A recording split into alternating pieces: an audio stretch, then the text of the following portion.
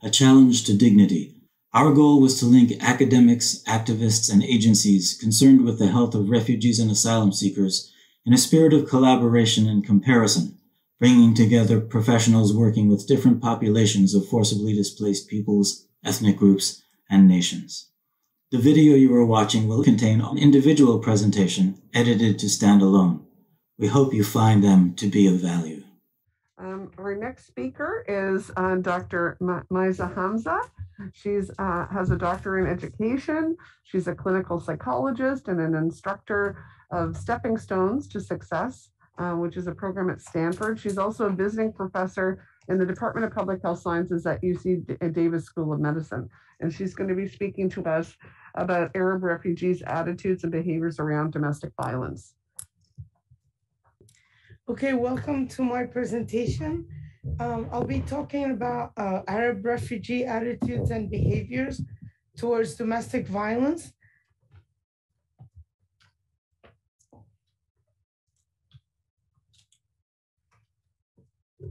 So worldwide, around 1 billion women report lifetime domestic violence. Can you hear me? Okay, great. Okay. In vulnerable Arab refugee women, already traumatized by wars, sectarian violence, oppression, the impacts of domestic violence is even more devastating. And it's overlooked, unfortunately. Okay, research on post-resettlement domestic violence in Arab refugee communities has focused more on documenting magnitude of domestic violence and less on how pre-resettlement attitudes and behaviors towards domestic violence may change post-resettlement due to gender acculturation. And it appears that unemployment or underemployment and the poverty and the anger of Arab refugee men carry the burden to the family and contributes to all this violence. All the difficulties and the obstacles the refugees are facing. So despite the negative mental consequences of being in a violent and abusive relationship, such as depression, anxiety, post-traumatic stress disorder, and suicidal thoughts, Arab refugee women feel that they have no choice but to stay in an abusive relationship because often the man is the breadwinner and they're worried about financial consequences of leaving the abusive relationship and taking care of the children and that loss of income. So they just stay. And as an immigrant woman from the Middle East, I know this is the case, that unfortunately Arab women stay, especially the ones who are not educated and don't work. They just stay in the abusive relationship, unfortunately. Okay, so I'm the principal investigator for this study. And I have co-investigator, Dr. Hadir Akram Al-Ani. He's from Iraq, Dr. Al-Naima from Egypt, and Dr. Koga, who is the supervisor at the public health clinic in UC Davis Medical School. So we did the pilot study in 3 stages, and we did it in Northern California and the San Francisco Bay Area where I practice, and the greater Sacramento metropolitan area. So stage 1 in 2018, we did the literature review on the relationship between refugee acculturation and the attitudes and behaviors towards domestic violence. And we used the instruments designed to evaluate attitudes and behaviors towards domestic violence. In stage 3 in 2019, we adopted the attitudes about intimate partner violence against women, ATT-IPV scale, to produce our attitudes and behaviors towards domestic violence, and was translated in Arabic and culturally validated. It was a 50-item instrument, 24 questions on attitude, 26 questions on behaviors. So during 2020, 2021, we surveyed 100 female and male Arab refugee participants from Iraq, Egypt, Yemen, Lebanon, Palestine, and Syria. And we analyzed the data. So our hypothesis was that acculturation would decrease domestic violence approval in Arab women, but not so much in men. And in terms of behaviors, our hypothesis was that domestic violence approval would decrease in men due to fear of legal consequences like prosecution and jail, but would not decrease much in women due to fear of divorce and fear of community exclusion if they reported their husband. So the results in terms of attitudes in women, acculturation was too weak because of poor English, unemployment, separation from mainstream society. It was too weak to decrease domestic violence approval.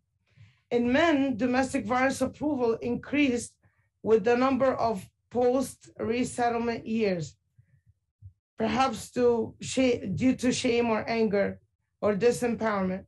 In terms of behaviors, in women, domestic violence approval has not decreased because of following reporting, husband prosecution, divorce.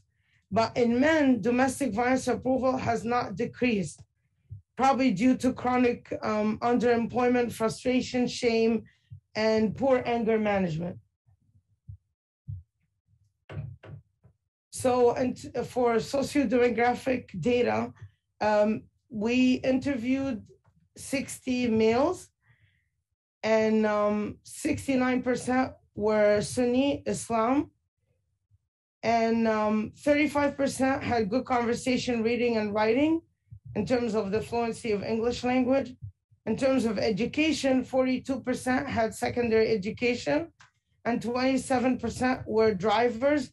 That was their occupation in the home country. And 76% were working in the US, and 93% were renting an apartment.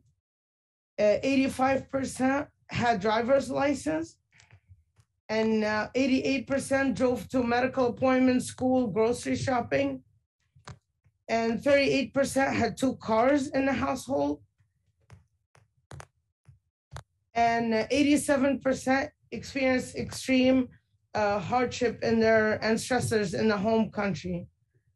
92% lost family member due to war or violence, and 97% were in refugee camps before coming to the US. And 23% were from Yemen. The mean age was 41, number of children mean was 4, years of living in the US was 5, number of people at home were 5, and the income was 75,000. And I'll speak about the income at the end. So the predictors of attitudes towards domestic violence. So domestic violence predictors for males, the number of years living in the US was the highest risk factor for approving domestic violence, followed by their education level. Participants from Syria and Egypt showed a higher disapproval of domestic violence compared to those from Yemen and other countries. Muslim Sunnis showed a higher disapproval of domestic violence compared to Muslim, Shia, and other religions. In terms of females, domestic violence predictors for females, being from Iraq was the highest risk factor for approving domestic violence, followed by being from Syria, compared to participants from Yemen and other countries. In terms of behaviors, predictors for males, a domestic violence approving attitude was the only significant risk factor for a domestic violence approving behavior. In terms of females, a weak English fluency level showed to be the highest risk for approving domestic violence, followed by their attitudes. So the study limitations was, we had the small sample size, it was only 100 participants, but we can do a larger study in the future. And the second limitation was inadequate acculturation measures. Participant acculturation was inferred by the number of post-resettlement years instead of grouping participants by their identified acculturation strategy. According to Berry, integration, assimilation, separation, marginalization. So the problem with Berry's model, it lacks important specifier because men usually go out more, so they're more integrated in society. But women are more in the separation phase because they're staying at home most of the time. So they don't interact with the main society, with the mainstream society. So our conclusions and recommendations. So years after their resettlement in the US, many Arab female refugees are still poorly acculturated due to weak English skills, unemployment, separation from mainstream society, and their domestic violence approving attitudes have not reduced much due to their poor acculturation and them staying at home most of the time. They're not mixed up with mainstream society. So their domestic violence approving behavior did not really change much. And they're afraid of being excluded by society and afraid of being divorced, and therefore just being ostracized by society. So this suggests that policy changes need to be made to address this problem effectively. And there should be a shift from the USA criminal justice model for domestic violence to an ecological community model approach. Many refugees I interviewed, males and females, were ashamed because of the loss of status. They were engineers, doctors, lawyers. They held great positions in their home country, and they come here and they feel that they lost their jobs. They have no jobs. They lost their status, and it leads to frustration and poor anger management, and I think also low self-esteem. So if they had jobs in this home country, I think just there should be more resources, support resources for employment, and providing like just support to find jobs, really, because that will make a big shift in their attitude.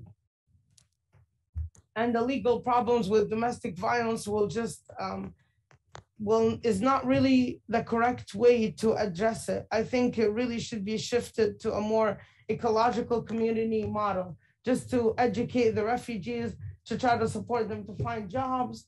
They're very ashamed because they have no jobs and they lost all this status in their home country, and they basically lost everything too. Not just as jobs, they lost their jobs, their homes, their jewelry, their cars, their everything.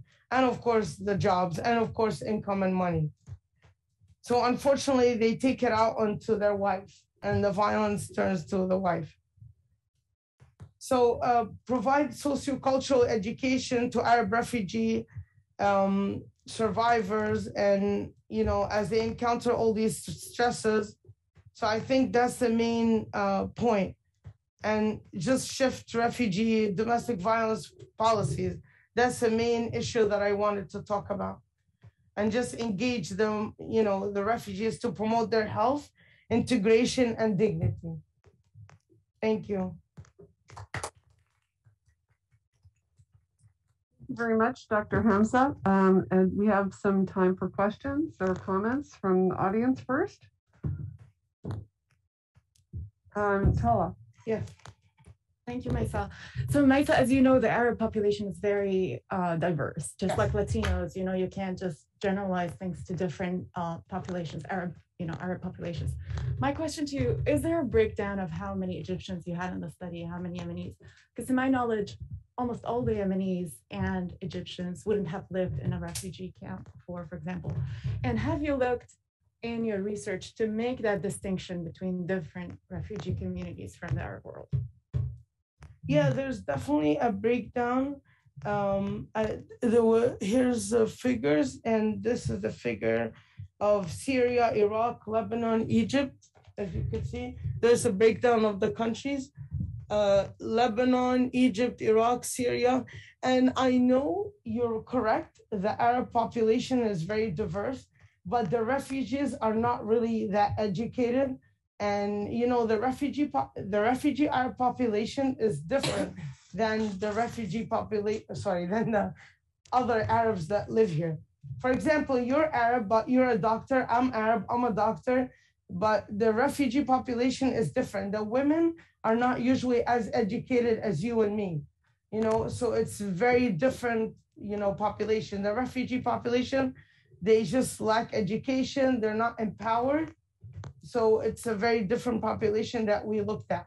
But of course, there's a lot of different Arabs here that, you know, are educated, that have good jobs, the women are empowered, you know, all of that. But it's just that the sample we looked at were Arab refugees.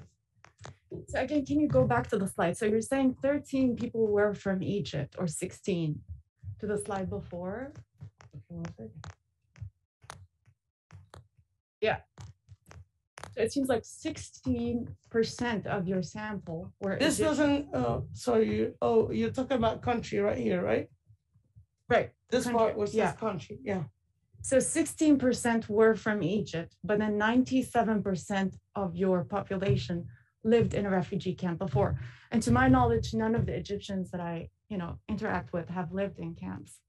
Well, there are some Iraqis that lived in camps, some Yemeni, some, you know, different populations, because Egypt is really, like, the population is really high, and some are very, very poor, and some are not. So you're probably talking about the middle class Egyptians that have money, or the higher class Egyptians that have money, but some Egyptians are very poor, and some Yemeni lost everything in the war, some Iraqi lost everything in the war, some Syrians lost everything in the war. So it depends on which area, because the Arab population is very diverse in terms of education, economy, class level, social status, you know, all these, there's so many other factors. Thank you, Tal. Any other questions? Yes, Mona. So it seems like, at least implicitly, when you're talking about models of acculturation, you were kind of implicitly, and correct me if I'm wrong, but looking kind of at like acculturation as like one of the positive outcomes you were trying to study. And I was wondering if you could talk a little bit more about that decision, especially because like using a degree of acculturation as a measure of success as a refugee is such a contentious issue. And then also just in terms of specifically with relationship to gender-based violence, I mean, rates of gender-based violence are so high in, you know, parts of the American population, I mean, all of the American population, to talk about it as an issue that's necessarily solved by acculturation. I wonder if like, what are your thoughts on that and kind of the decisions that went into making that decision? As you remember, when I started the presentation, I said there's a worldwide problem of domestic violence. 1 billion women worldwide, I said that in the beginning, experience domestic violence. So worldwide, it's a worldwide problem. It's not just Arabs. So I did say that in the beginning of my presentation, right? Yeah, so it's a worldwide problem. It's not only Arabs. Unfortunately, 1 billion women experience domestic violence worldwide. We're just trying to address the issue of refugees. When they come, they're ashamed and they're scared, and they don't want to say there's domestic violence because they think they're going to go straight to jail in America. The men will go straight to jail. So that's what the study was about, refugees. But of course, it's a worldwide problem. Every single culture, Europeans, Asians, Americans, Arabs, you know, African Americans, Latino, it's a worldwide problem for sure. Okay, we have one comment that came from the chat.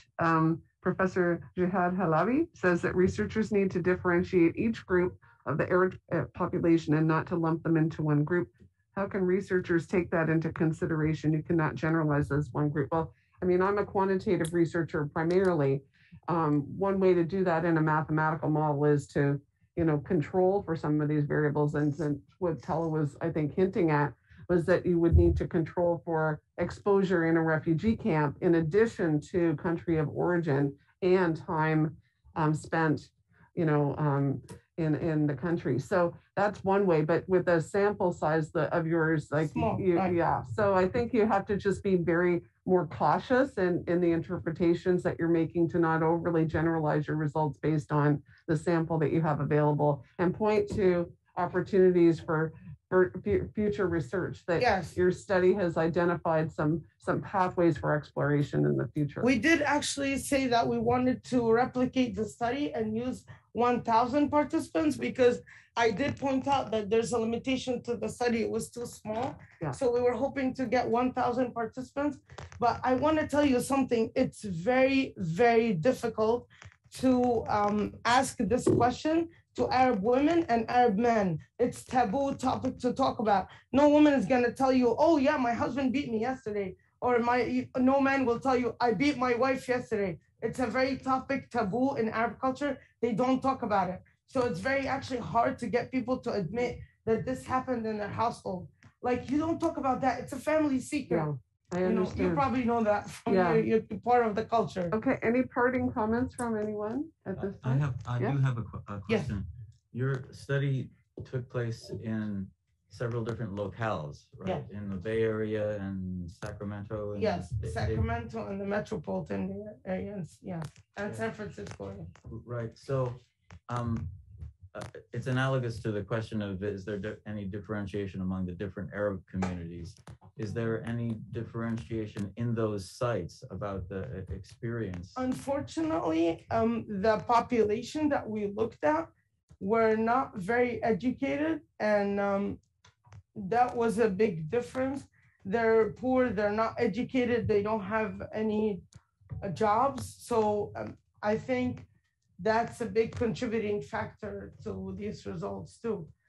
People who are more educated, and sometimes they have a better issue about domestic violence, although there are doctors that beat their wives. So I mean, you can't generalize, but sometimes education, people are less likely to commit domestic violence because they're more educated, they're more aware of women's rights and so forth.